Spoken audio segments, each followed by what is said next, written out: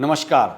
अब से 4-5 साल पहले गैर भाजपा जितने भी विरोधी दल थे उन सबका एक नारा हुआ करता था कि मंदिर वहीं बनाएंगे पर तारीख नहीं बताएंगे।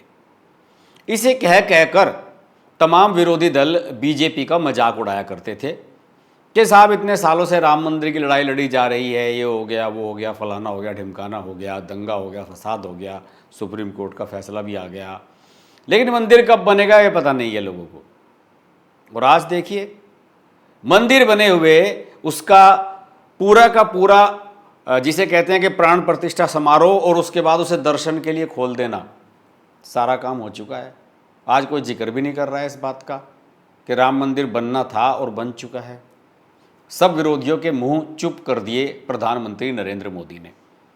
2014 में मोदी जी जब प्रधानमंत्री बने पहली बार तो उन्होंने देश को विकास की एक नई राह पर डालने की कोशिश की कि हमें सारे काम इंटरनेशनल स्टैंडर्ड्स से करने हैं।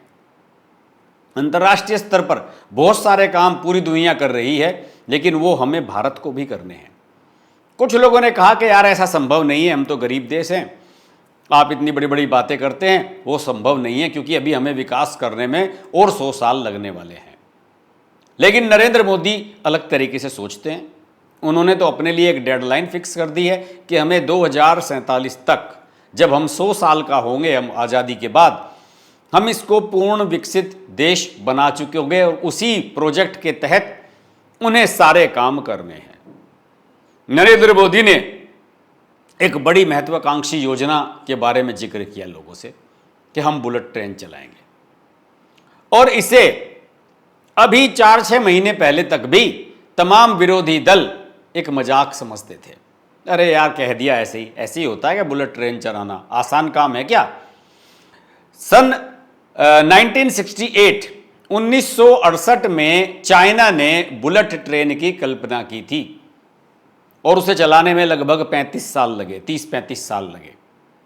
इतना लंबा पीरियड लगा उसे, क्योंकि वहां सब जीरो से शुरू करना था, बार बार टेस्ट करने थे, फिजिबिलिटी टेस्ट देखना था, उसकी स्पीड, वहां पर दुर्घटना, हादसे, इंफ्रास्ट्रक्चर, बार बार उसे नए तरीके से कैलिब्रेट किया जा रहा था, बहुत सारी चीजें होती हैं। इस तरीके से वहां पर यह काम लगभग 30-35 साल में हुआ था। मोदी जी ने तो अभी 2014-15 में ही इसका जिक्र किया था, और कल रेलवे मंत्री अश्विनी वैष्णव ने यह ऐलान कर दिया है कि 2029 तक, 2029 तक फुल्ली ऑपरेशन हो जाएगी अहमदाबाद से मुंबई तक चलने वाली बुलेट ट्रेन, देश की पहली बुलेट ट्रेन। मुझे नहीं पता कि इसके बाद दूसरी बुलेट ट्रेन बनेगी या नहीं, लेकिन इसमें कोई शक नहीं है कि आने वाले समय में सारी दुनिया जानेगी कि भारत में भी बुलेट ट्रेन चलती है। आज हम और आप चाइना जाते हैं और शंघाई वाली जो बुलेट ट्रेन है उसमें बैठ करके बड़े खुश होते हैं कि देखिए चाइना ने क्या शानदार बुलेट ट्रेन बनाई, लेकिन हम पीछे का इतिहास नहीं देखते, कितने बरस लगे इस मकाम तक पहुंचने में। आज हम कहते हैं ना कि चाइनीज पेन सारी दुनिया में छाए हुए हैं। याद कीजिए आज से 40 साल पहले हीरो वाला निब वाला पेन आया करता था, वो भी मेड इन चाइना लिखा हुआ।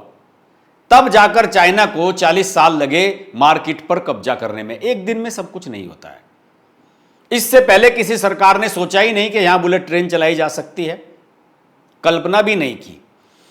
1 लाख करोड़ रुपए का बजट है हाई स्पीड रेलवे का, और इसका जो नाम दिया गया है MAHSR, यानी कि Mumbai Ahmedabad high speed railway project.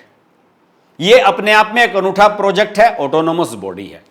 इसका गठन किया गया और लोगों ने, विपक्षी दलों ने, जो आलोचना करने वाले लोग हैं, उन्होंने आलोचना शुरू कर दी। अरे साहब इतना पैसा कहां से आएगा। और जापान से प्रधानमंत्री मोदी ने अपने प्रयासों से एक समझौता किया, और जापान की एक योजना है इंटरनेशनल रिलेशंस को बढ़ाने के लिए। वो अलग अलग देशों को ऋण देता रहता है, लोन देता रहता है। मोदी जी ने इसका 80% लोन जापान से सैंक्शन कराया। केवल 0.1% एनुअल का जो इंटरेस्ट रेट है वो है। अगर आप सामान्य तौर पर किसी भी देश से ऋण लेते हैं 6 से 7% का इंटरेस्ट लिया जाता है। जापान ने कहा है कि हम भारत के साथ संबंध बढ़िया रखना चाहते हैं, हमारी बहुत सारी गाड़ियां, इंजन, पता नहीं क्या क्या चीजें जापान की भारत में बिकती हैं। तो उसने कहा कि हम भारत को एक म्यूचुअल अंडरस्टैंडिंग पर यह लोन देंगे 0.1% के इंटरेस्ट पर, जो कि लगभग शून्य समझ लीजिए। और उसने कहा कि आपको यह 50 साल में चुकाना है, और अगर आप 50 साल तक नहीं चुका पाएंगे तो उसमें 15 साल का ग्रेस पीरियड है, यानी कि आप मान लीजिए कि आपको 65 साल में यह पैसा वापस करना है। अब आप समझ सकते हैं कि यह क्या कोई आसान काम था, लेकिन प्रधानमंत्री नरेंद्र मोदी का नेतृत्व, उनका देश को एक काया पलट कर देने की सोच और अंतर्राष्ट्रीय स्तर पर देश की धाक जमाने का जो उनका आइडिया है, वो किसी तरीके से सफल होने जा रहा है। और आपको मैं बता दूं, 2029 लोकसभा चुनाव होंगे, उससे पहले नरेंद्र मोदी इसका उद्घाटन कर चुके होंगे, ये आप लिख कर रख लीजिए।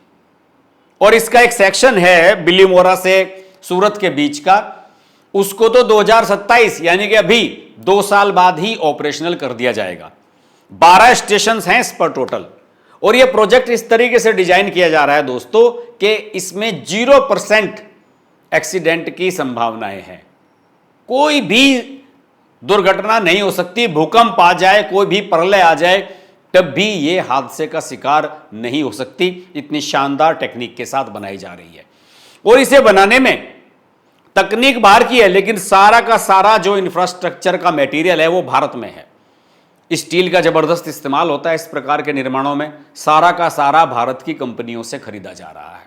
आप समझिए कि कितना बड़ा बूम आ रहा है।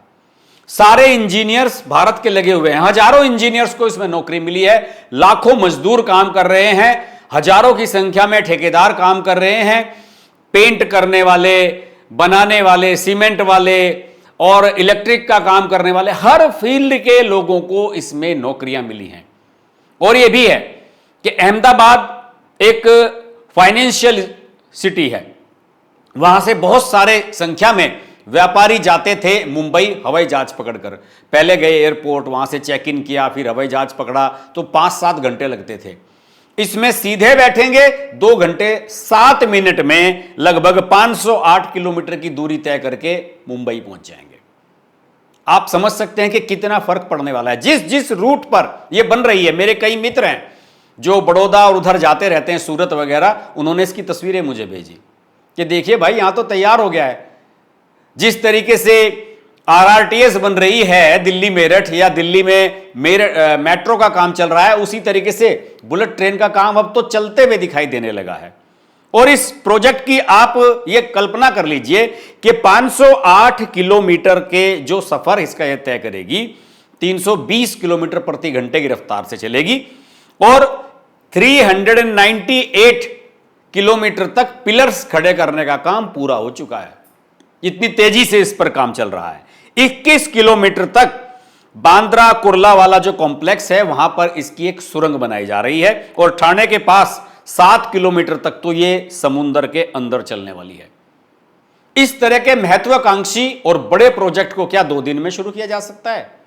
इस देश में ऐसे लोगों की कमी नहीं थी जिन्होंने कहा था राम मंदिर बनाने की क्या जरूरत है, इससे बढ़िया तो वहां एक एम्स बना दीजिए या कोई बड़ा हॉस्पिटल बना दीजिए।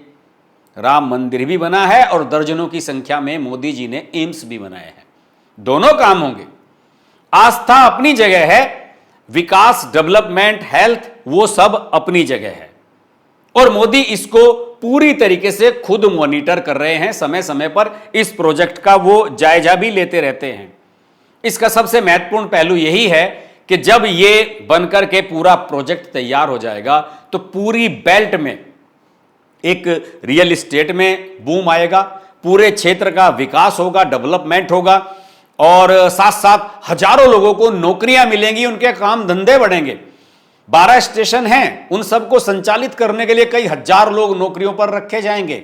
इसलिए अलग से एक कंपनी बना दी गई है। जिस तरीके से दिल्ली में मेट्रो की एक अलग से कंपनी है, इसकी भी एक अलग से कंपनी बना दी गई है। तो इस प्रकार के जो प्रोजेक्ट हैं दोस्तों, उनकी समय समय पर आलोचनाएं होती रहती हैं कि साहब ये पैसा वेस्ट किया जा रहा है, इसकी कोई आवश्यकता नहीं थी। लेकिन दुनिया में भी हमें कहीं खड़े होना है।